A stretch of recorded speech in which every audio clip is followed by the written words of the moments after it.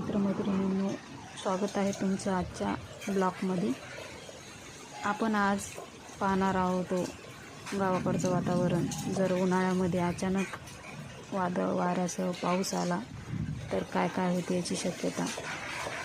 झाडे खूप हालत आहेत आणि त्यामुळे काय होते, हे झाडं जे आहेत वाऱ्याने घरावर पडतात, त्यामुळे घराचं पण खूप नुकसान होऊ शकतं। तशी अशीच शेवरी आमच्या या पत्रावर पडल्यामुळे पूर्ण पत्र खाली पडलेले आहे। ते शेवरीचं खूप वजन आहे आणि ते वजन एका चिमणीच्या खाली पडलेलं आहे आणि थोडी चिंता पडलेली आहे। गाईला या वाऱ्यामुळे खूप भीती वाटते, त्यामुळे गोठ्यातून ती बाहेर पळत आहे।